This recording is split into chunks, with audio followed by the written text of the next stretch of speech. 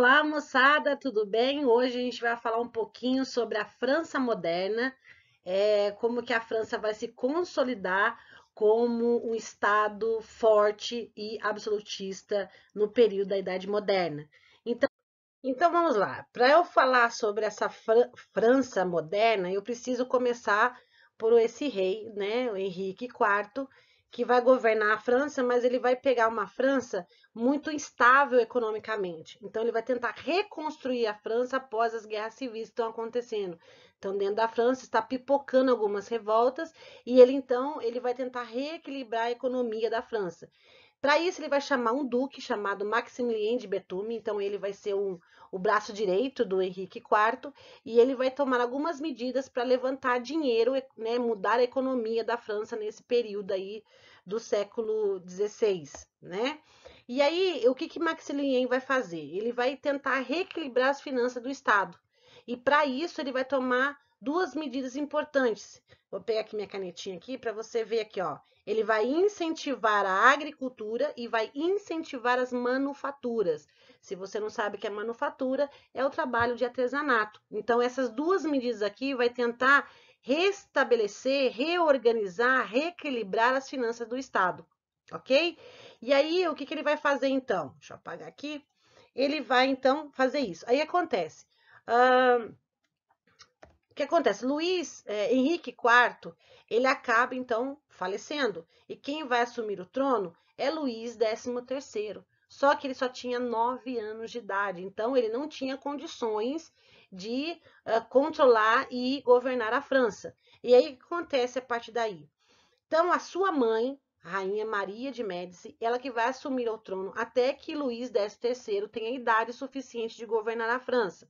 Só que a gente sabe que nesse período não era bem visto, né, a rainha, uma mulher, governar um estado moderno. E quem vai auxiliar então a rainha vai ser então o cardeal Mechelier, que é esse cardeal aqui. E ele vai então governar a França nesse período até que Luís XIII tenha idade suficiente para governar. E aí o que o Richelieu vai fazer? Ele vai, dentro do governo dele, dentro do período que ele está governando, regenciando a França, ele vai enfrentar alguns setores da França que ele acreditava que estava enfraquecendo tanto o poder do rei quanto o poder do Estado. E aí acontece, quem são esses setores? Quem são essas pessoas? São os nobres e os protestantes, porque lembrando que a França ela é católica. Então, para tentar equilibrar esse conflito interno, ele vai criar o Edito de Nantes. O que seria o Edito de Nantes? O Edito de Nantes ele vai dar liberdade para os protestantes cultuarem dentro da França. Vai dar também igualdade civil perante a lei, então católicos e protestantes serão iguais perante a lei, e aí os protestantes vão ter acesso também aos cargos político dentro da França. Então deu uma equilibrada, né, fortalecendo aí os nobres e a ala protestante dentro da França. Ok, maravilha, tudo correndo muito bem. Quando foi em 1642, o cardeal Richelieu ele morre. E quem vai substituir ele vai ser Mazarino. Só que quando ele assume o governo, né, Mazarino vai assumir o governo, Luís XIII acaba morrendo. Né? Lembra, ele tinha 9 anos de idade e aí ele acaba morrendo. Ele estava prestes para subir, já estava tornando-se maior.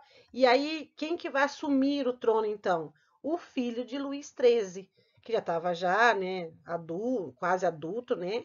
E aí, só que o filho dele, Luís XIV, só tinha 5 anos de idade. Então, quem que vai subir o trono? É óbvio, quem estava dando continuidade.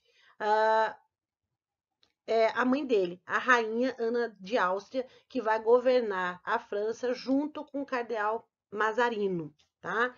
E aí a história se repete, né? Mas ela não podia governar, né? Não conseguia alianças com outros estados, porque ela era uma mulher. E aí acontece, Mazarino então vai fortalecer o poder central, igual o Richelieu estava fazendo. Só que aí ele vai enfrentar um grande problema. Ele vai enfrentar os nobres, o parlamento da França. E essa revolta, esse enfrentamento, é chamado de fronda. Então, o que seria a fronda? os nobres estavam se recusando a pagar os impostos na França.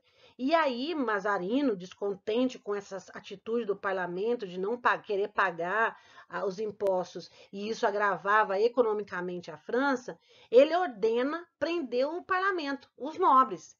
E aí o que acontece? Nesse meio, né, essa confusão, Mazarino morre. E aí Luís XIV acaba assumindo o poder, o rei começa, né, chega à sua maioridade e assume o poder. E Luís XIV vai governar a França de uma forma muito diferente de outros reis. E aí começa na França a monarquia absolutista com Luís XIV. Então vamos ver agora como que vai ser o governo dele. Luís XIV, então, vai assumir o trono e ele vai governar de um caráter muito pessoal. Todos os poderes na mão dele, ele vai acabar com os poderes dos nobres, ele vai governar a França sendo ele o único rei. E ele vai eliminar todas as influências dos ministros, tanto de Richelieu quanto de Mazarino. E aí acontece, Luís XIV, ele ainda vai se auto-intitular que o Estado é ele, o Estado sou eu. E ele dizia-se a perfeição política naquele momento, sendo assim algo divino, ele está governando a França. E ele vai ter uma característica, né, além de ele dizer que o Estado é ele vai considerar que todas as suas qualidades são notáveis e inquestionáveis. E que ele vai dizer que ele tem as qualidades expoente, quer dizer, era característica própria de um absolutismo. E nesse governo, o que ele vai fazer dentro do seu governo? Primeiro que ele vai criar uma nova corte, totalmente submissa a ele, obediente a ele, né? Vai centralizar o poder dele, quer dizer, ele não vai dividir o poder dele com mais ninguém. Vai enfrentar a Igreja Católica, sim, porque até então, até a Idade Média, a Igreja Católica andava de mãos dadas com o rei, e agora a Igreja Católica vai ser subordinada a ele. E sabe o Edito de Nantes, que dava liberdade aos protestantes, igualdade? Bom, ele acabou com isso e começou a perseguição contra os protestantes. Tanto é que isso vai provocar a migração de protestantes para outros países, né? E aí eu trago essa imagem muito legal para você ver, olha só. A coroa, em vez de estar na cabeça do Luís XIV, está aqui embaixo, ó. Mostrando o quê? Quem manda aqui sou eu. Quem controla o Estado sou eu sou o Estado. E o cedro que está aqui na mão dele, aqui, né? O cetro que está aqui na mão dele é a representação da igreja. E olha a mão dele, está acima. Quer dizer, a igreja está abaixo do poder de Luís XIV. Isso era, claro, de um poder absoluto, né? Era único, o Estado era ele. E aí, quando foi em 1711, Luís XIV morre. Quem vai assumir o trono vai ser o seu filho, Luís XV. E aí, ele só que é o seguinte, cai de novo naquela situação. Luís XV só tinha 5 anos de idade.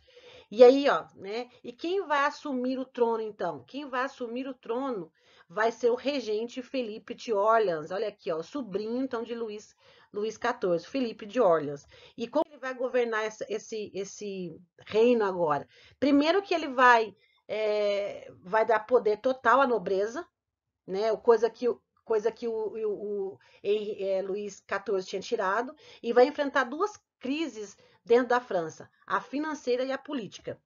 A crise financeira é o seguinte, os nobres, enquanto estava governando Luís XIV, tinha total regalia, usufruía dos bens que o rei Luís XIV dava. Com a morte dele, esses nobres queriam continuar com as mesmas regalias, só que não tinha mais dinheiro. O que ele faz então, Felipe? Começa a emitir papel moeda e facilitar crédito para esses nobres. Como vocês sabem, quando o banco empresta dinheiro, ele tem que receber. E isso não estava acontecendo. Isso vai gerar uma crise muito forte dentro da França. E a crise política, que vai ser uma crise externa, a França vai inventar de entrar numa guerra contra a Espanha. Daí ela se alia junto com a Inglaterra, que era inimiga dela, e os Países Baixos contra a Espanha. Nessa guerra, a Espanha perde, a França, nesse caso, ganha, só que ela deixa uma crise enorme, né? Porque os gastos que ela teve com essa guerra foi enorme, então foi gigante. Então, além da crise interna, né? Porque a emissão de papel, crédito e os bancos não recebendo e tudo mais, a nobreza cobrando, além do que vai ter mais essa dívida que ela foi inventar de enfrentar a guerra contra a Espanha. Então a gente está vendo uma França totalmente desequilibrada, totalmente sem nenhum controle econômico e político dentro da França. E aí, quando Felipe de Orleans, né, está governando, Luís XV, então, tem condições agora de assumir o trono. E ele agora é coroado como rei, tá? Tá aqui a imagem dele aqui, Luís XV. E na aula eu vou falar para vocês como vai ser o governo de Luís XV, tá? Então essa primeira parte, então, foi a consolidação, o início da consolidação da França moderna. E aí na parte 2 eu vou falar como vai ser esse reinado de Luís XV, que vai gerar muita confusão aí na França aí. Então fica atento, né? Não perca nada, tá bom? Foca nos estudos aí, tá bom? Um grande beijo. Tchau.